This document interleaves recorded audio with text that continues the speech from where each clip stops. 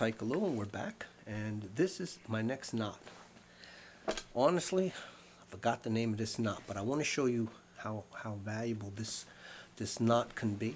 I want to kind of bring it as close as I can. Let me just take some of the slack out of here and kind of show you. Bring that knot nice and close.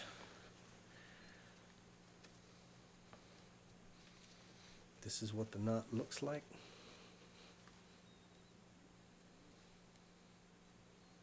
You can see that. What's good about this knot, when you take this and pull, you can pull it all the way to, like, let's say this is a tree. This is a tree. And I got that all the way tucked in nice and tight, and then I can pull. Right? Sometimes, depending on how you make these, the more you pull, the tighter the tension becomes. This may not come loose, but the way I made this knot, and I forgot the name of it, no matter how much tension you put on this, at any length also, if I took up the slack and then put tension on it, if you see it, I'm pulling it, this is not going to go like this. It's not going to do that. That's the type of knot that I incorporated in this.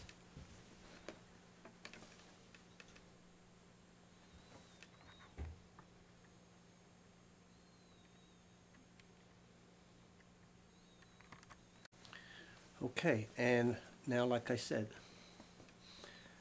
this knot here, if you push, you can take your fingers and you can push it at any length you want. You can either give or take slack, and where you leave it just like that and take this part and tie it to a hammock or a tent or or the tarp or whatever you're going to use it for, it's not coming. Look, I'm pulling and it won't budge. That's what's good about this knot. So you can take the slack out. The more slack you give it, it's still going to stay just like that. It's not going to move. So I'm going to show you how to make this knot. It also, with all that tension, this knot comes out very easily. So I'm going to show you how to make this knot.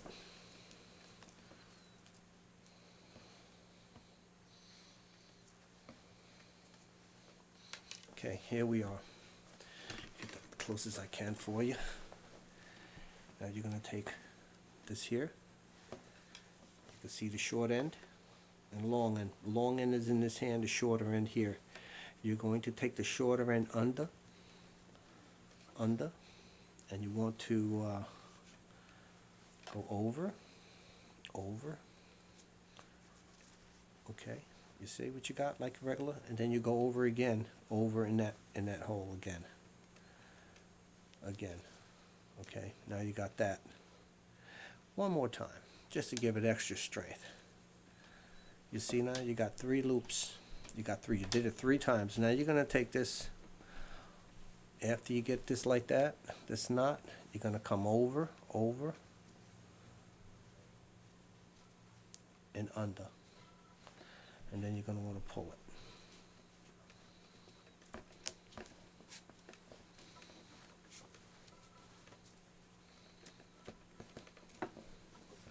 And then when you pull it, no matter how tight you have it, no matter how tight you pull, this is not going anywhere. Look, I'm pulling. Then you can also just take your fingers at the end of the knot and push. Just push. You take up all the slack, pushing. You can take all the slack up, and look at that knot. Look at that knot. It's not going anywhere. Okay, and you pull.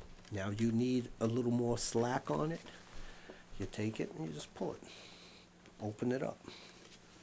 Feed yourself what you need. Feed yourself what you need. You see? And then you can pull. It's not going anywhere. So you can always give or take. Take the slack up. Take the slack up. Take all the slack. There we go. We have that knot around the tree. Supposed to be around the tree. Give you an idea what it looks like. Here we are around the tree. This is all the slack taken up.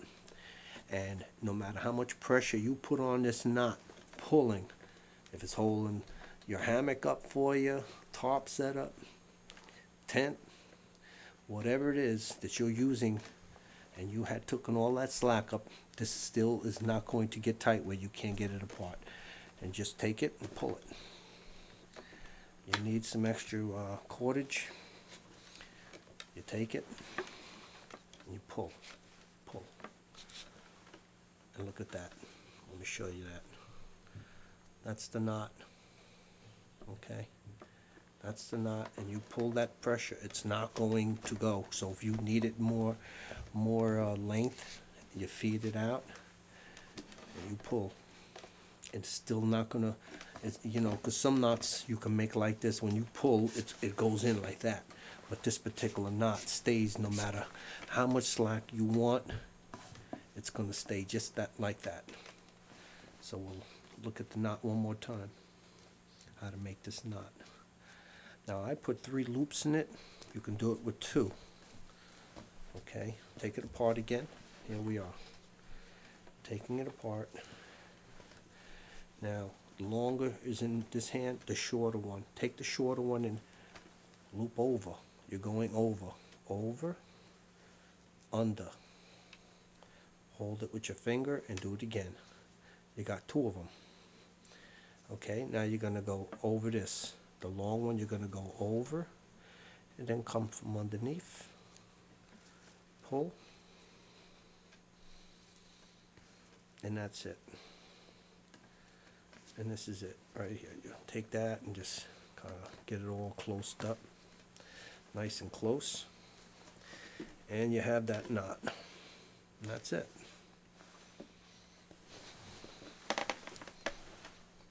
So what we did discuss today was the racking sheet bend knot, and also this kind of a hitch knot. Not sure exactly what it's called. It's a very simple knot, and it's very useful. And pull. It's not going anywhere. Like I said, give it a little slack if you need to. You just pull it, and you have more slack. All the slack you need, you have.